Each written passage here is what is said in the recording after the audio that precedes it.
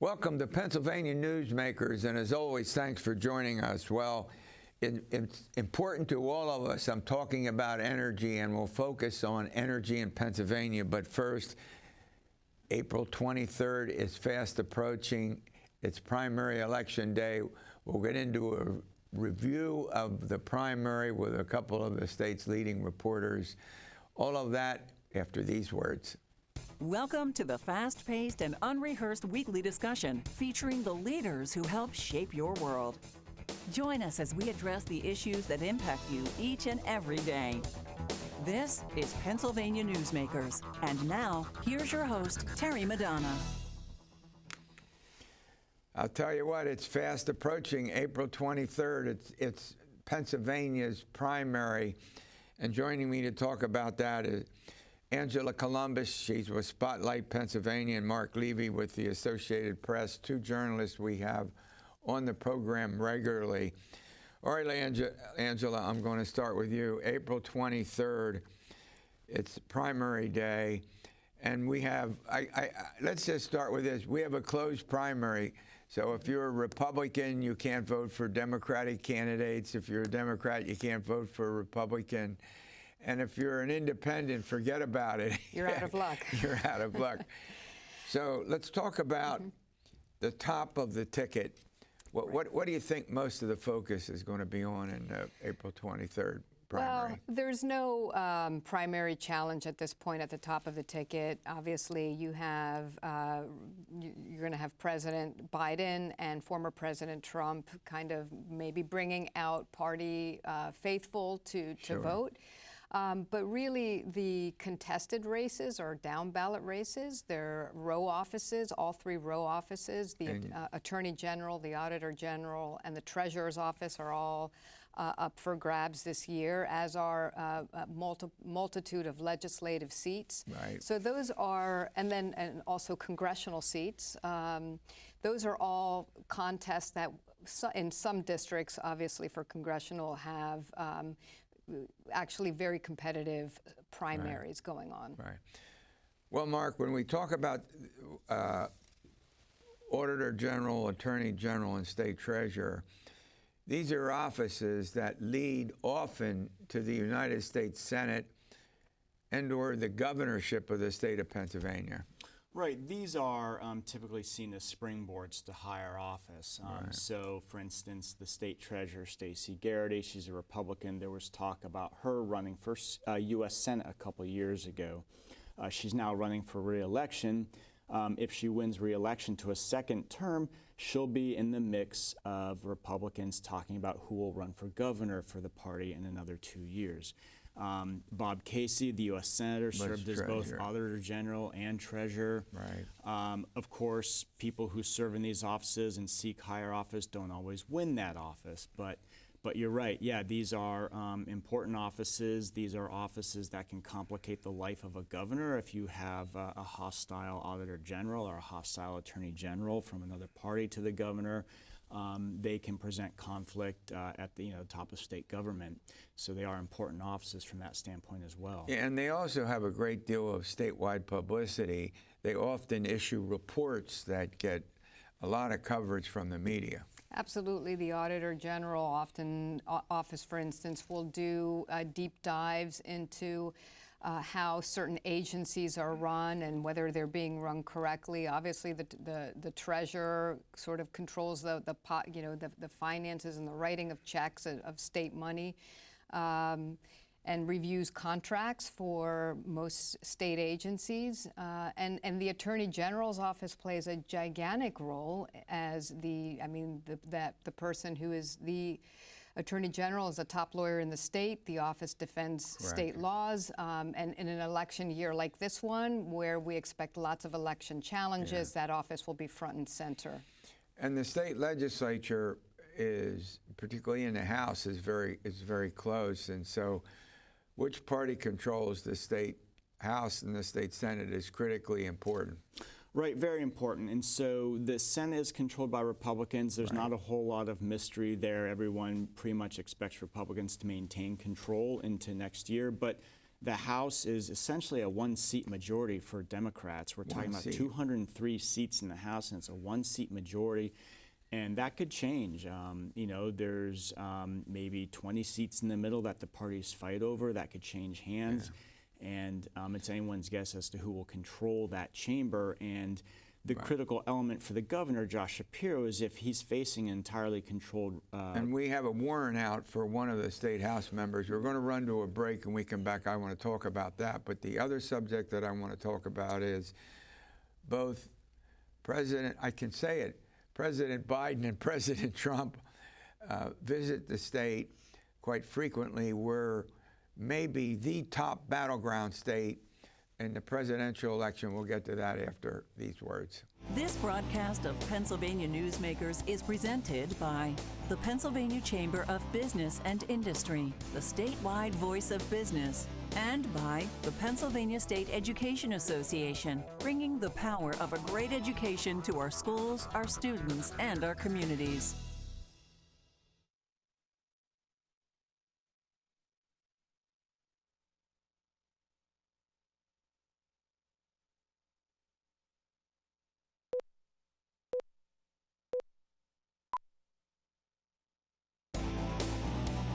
This broadcast of Pennsylvania Newsmakers is brought to you by the Pennsylvania Highway Information Association, the go-to source to learn about transportation projects and issues. Please visit pahighwayinfo.org. And by the Pennsylvania Manufacturers Association. Business in Pennsylvania is our business. All right, well, let's go back to State Representative Kevin Boyle. Angela, there's an arrest warrant out for this particular state House member. What's that all about? There is an allegation of a violation from protection from abuse order. Apparently, there was an alleged communication that violated that. But the sort of issue that it raises, going back to what Mark was talking about, with such a very close tenuous balance of power in the House, is that what happens now? Is he going to be allowed to vote in the State House of Representatives? Right. Last week we had some top-ranking Republicans complaining and saying that he should not be allowed to vote.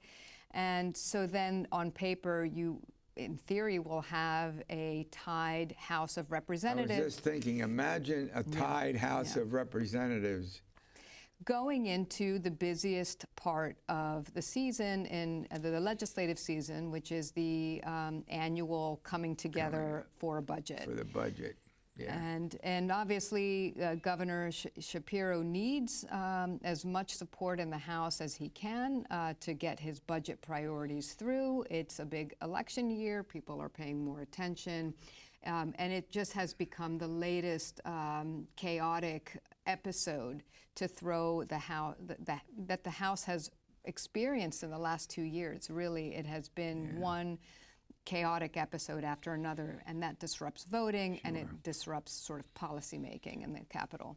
All right, Mark, Trump and Biden in the state. Biden was born in Scranton. He lived there until he was 10. Then his family moved him to Delaware. I remember in past elections, he would campaign in this state, and every time he uttered a sentence at the beginning of a speech, it was, "I'm one of you, I'm from Scranton," and our state is one of the critical battleground states. Some consider it the most critical battleground state because of the battleground states, we have the highest number of electoral votes. Yeah, arguably it is the most important battleground state of, say, about 5 or 6 of them, nationally speaking. And Pennsylvania has kind of been Joe Biden's political home. Even when he was a senator from Delaware, he campaigned quite often for Democrats here in the state. He would go to Labor Day parades in Philadelphia and Pittsburgh, so much so that Democrats called him Pennsylvania's third senator. And as you mentioned, he grew up in Scranton. He campaigns for president often in Scranton. He went there last week. And when he goes to Scranton, he goes to his old neighborhood.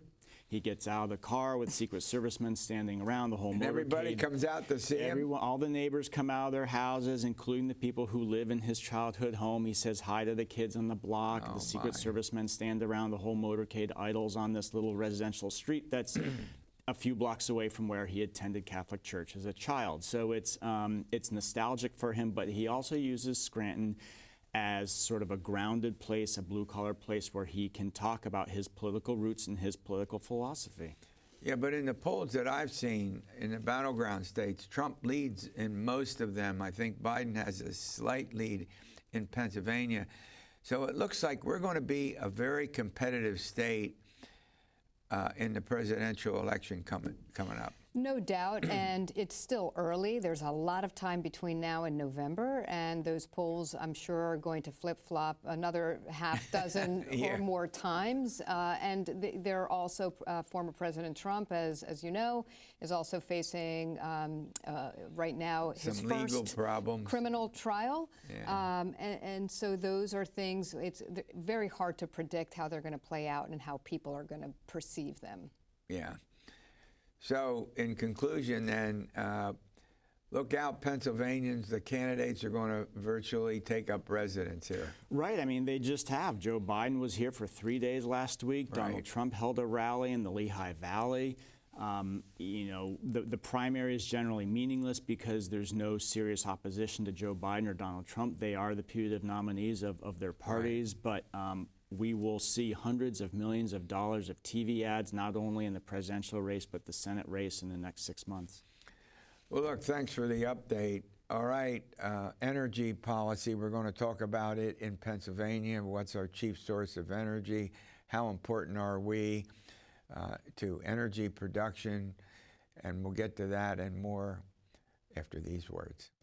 This broadcast of Pennsylvania Newsmakers is brought to you by Cross-State Credit Union Association. Credit unions, where people are worth more than money. To find a credit union that is right for you, go to ibelong.org. And by the Energy Association of Pennsylvania, Pennsylvania's energy information source.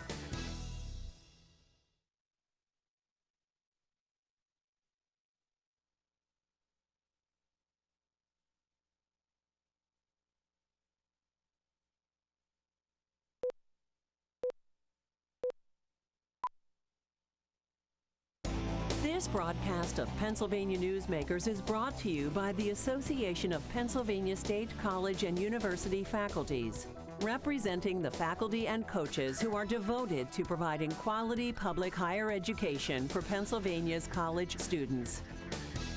Welcome back. Joining me now is Terry Fitzpatrick. He's the president of the Energy Association of Pennsylvania and a frequent guest on the program. And I'll tell you, energy is, as I indicated earlier, it's critically important to all of us, and Pennsylvania has been an important state in producing energy. Do I got that right? Absolutely. We're an energy powerhouse, Terry. All right, well, let's talk about the energy that we produce here. Sure. You know, we have an abundance of different types of energy. Natural gas, I think, has risen to the top. Right. As a result of the Marcellus Shale the last 15 years. But we still have coal. I was going to say, coal historically has been a big factor. We do still have coal. Nuclear energy is very important as well. And renewable energy is important. And that's where a lot of the big push is on policy towards renewable energy. Well, let's talk about some specifics, involving how our electricity is produced. Right, right. Yeah, natural gas, once again, is the biggest source of electricity as well, the natural gas-fired plants. There have been a number of them built since the Marcellus Shale began to be developed. You know, and we still have coal plants, although they are shrinking. We had a big retirement with the Homer City plant, a big plant in Indiana, PA. Nuclear is still very big, although the one TMI unit closed a few years ago as well. You know, the big concern here, Terry, and you know, as I said, we have more renewable energy, but there is a concern with the retirement of these power plants, the traditional plants, which are called dispatchable, because they're available 24/7. The grid experts, the engineers who run the grid, are saying they're retiring too quickly, prematurely, and they're worried about the reliability of our system in the future. So that is a big concern. Now, Governor Shapiro proposes to require, and I'll quote here, 35% renewable energy by 2035. Correct. Correct. He's come out with a proposal. That's a big centerpiece of it. There are some other energy sources he wants to encourage too, and I think he's included natural gas if you can bury the carbon essentially, as well as advanced nuclear. Those things are having trouble getting off the ground in terms of their economic viability, though. So that's part of his proposal. He also wants to require more renewable energy, as you said, and that's being discussed in the legislature with Democrats largely being for it and Republicans not too keen on those ideas, to say the least. We also have something called Regional Greenhouse Gas Initiative. Right. Yeah, that's right in the middle of this dispute. It's a cap-and-trade program for carbon dioxide emissions from power plants, essentially. You put a cap on the total emissions, and then you sell basically permits to, that authorize some of those emissions. You raise money by doing that. Governor Wolf joined that by a rulemaking process when he was in office. Commonwealth Court has struck it down and said, no, you need legislation to do that. Before the Supreme Court? The Shapiro administration appealed that decision to the Pennsylvania Supreme Court, so they'll ultimately determine that. Well, let's run to a break and we come back. I want to talk about the differences between Republicans and Democrats in terms of Shapiro's initiatives back after these words. This broadcast of Pennsylvania Newsmakers is brought to you by the Pennsylvania Medical Society. Inspired physicians committed to the good health of Pennsylvanians and the advancement of the practice of medicine.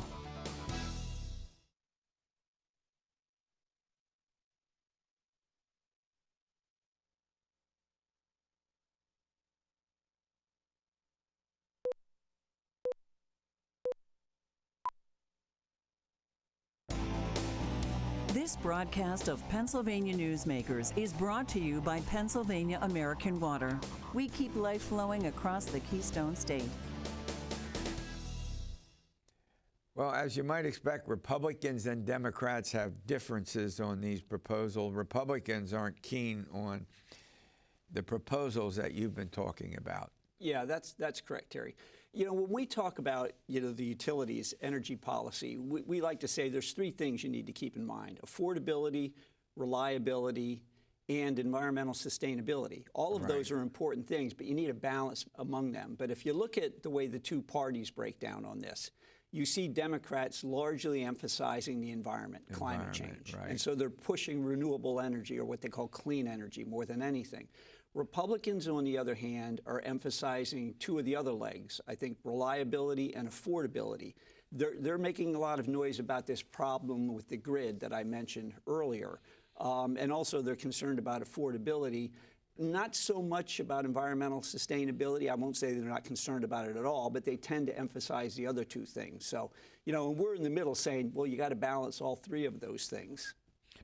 Well, the other aspect of this is how much is this going to cost, and what happens if people can't pay, and what happens to their energy, which we all need. Right. Yeah, that's true. The issue that you just raised, what happens if people can't pay, or in some cases, what happens if people don't pay? And that's another issue before the legislature. The law that authorizes the collections process of utilities has to be reauthorized by the end of the year or expires. And, we're involved in a debate with some consumer advocates who want to make that law more permissive, and they want to put more procedures in place. And, make it more difficult for the utility company to collect the money? Correct. Is that basically what you're saying? Correct. Yes. We do everything we can to try to help people who can't afford or having trouble affording electricity or natural gas. And there are programs in place to help them. Our point of view is that you need, but the hard truth is you need a collections process that works and is efficient to encourage people to pay. Because, if you don't have that, increasing numbers won't pay. Those costs go on all the other customers. It's really not fair to people who are doing what they can and pay their bills on time to have to pick up all of this cost. Is the big issue also the question of, if you can't pay, do you ban someone from an energy source, therefore denying them obviously something that's critical to their I want to say survival. You Yes. can correct me if I'm wrong about Well, that. no, that's absolutely true, and that's why there's so many programs in place to try to help people, who are having trouble paying. They can get a discounted rate, frankly. They pay less than other customers do, based upon their income. They have to verify their income in order to get that program. But there's a lot of things out there to help people. But at the end of the day, you still need to have the enforcement of people need to be accountable to pay those bills, because the whole system kind of falls apart if they don't. But obviously, are there protections in place now to help people? Yeah, absolutely. There's programs to assist people who have trouble paying. And there are some other things. For example, in the law right now, for the lowest income groups, you can't turn their service off during the winter months. And, that's for humane reasons. Nobody wants to do that. But, that's part of the policy now. Yeah. Now there's some pushes to get a ban on terminations in the summer months as well. Right. We think that's going too far. For some people, you're taking half of the year and you're saying you can't enforce the collections process. And But there are some who say they need more protections for Correct. the people. Yes. To stymie any effort to withhold completely their energy. That's what they say. And, we find ourselves saying, look, you need a balance here. You need a balance in this policy. If you get too far in either direction, you're going to have problems. We think that tips things too far to being too permissive. Yeah.